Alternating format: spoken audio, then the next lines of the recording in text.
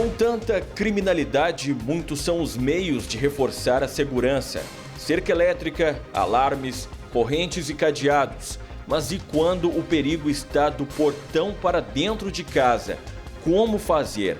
Dados apontam que entre os casos de abuso sexual infantil, em quase 97%, o suspeito está próximo.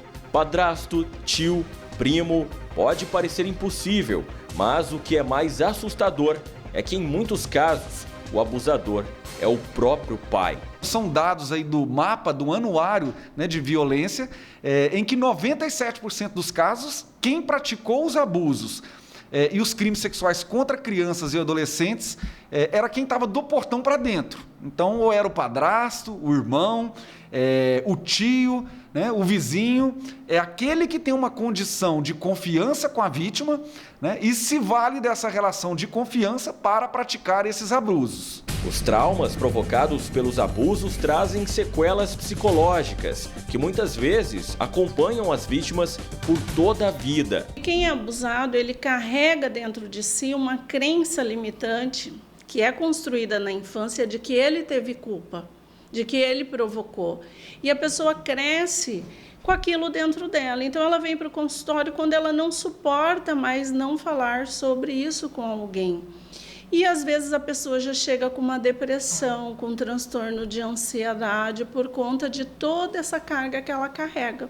Ela vem com um problema sexual por conta dessa carga, dessas crenças que ela desenvolveu. No Espírito Santo, uma menina de 10 anos engravidou depois de ser estuprada pelo tio. Amparada pela justiça, o aborto foi autorizado, o que gerou muita polêmica e até protestos. Já carrega muitas sequelas, que isso já acontece há 4 anos, e veio uma gravidez, aí consequenciou num aborto. Então, ela tem que ter um acompanhamento, provavelmente, pela vida dela. Autoridades e psicólogos esclarecem que é fundamental estar atento às mudanças de comportamento de crianças e adolescentes. Muitas vítimas não falam sobre os abusos por medo ou vergonha. Muitas vezes, ameaçadas, elas preferem se calar. E as alterações podem ser percebidas até mesmo nas brincadeiras. Exemplo, uma criança que brinca, uma criança que conversa. De repente, ela fecha em seu mundo.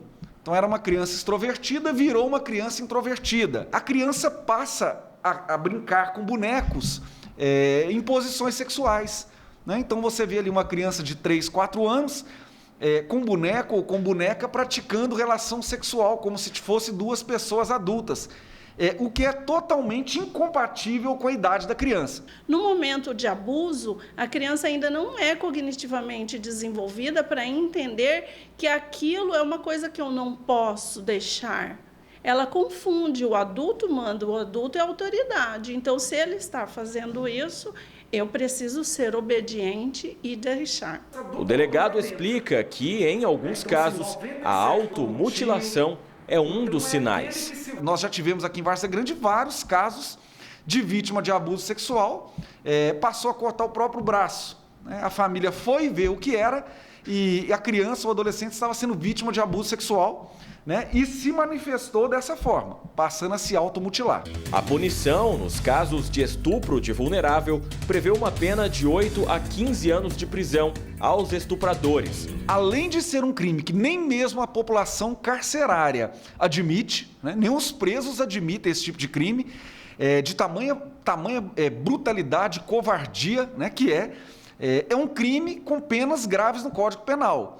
Né? A pena aí pode chegar até a 30 anos se, em virtude desse abuso, resulta a morte da vítima. Ocultar o assunto não é um bom caminho. O diálogo constante dentro de casa pode ajudar a reduzir os índices. Quebrar o tabu sobre sexualidade, segundo os especialistas, é um reforço para a defesa das possíveis vítimas. A gente precisa conversar com a criança, nomear os órgãos genitais como tem que ser nomeados, apesar de a gente colocar apelido, porque é bonitinho para a criança, mas a gente também tem que nomear.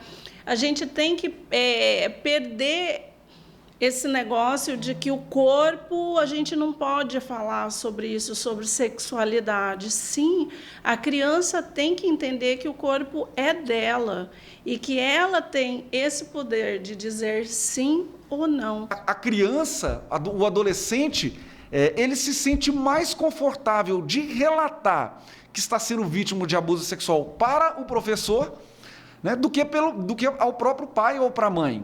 Porque existe esse tabu em casa. Então nós temos que quebrar esse tabu, temos que falar de abuso sexual para os filhos, né, o que é o abuso sexual e como essas crianças ou esses adolescentes devem se comportar, né, caso seja vítima desse tipo de crime. Denuncie, não deixe que um abuso passe impune, que se resolva apenas com uma discussão familiar.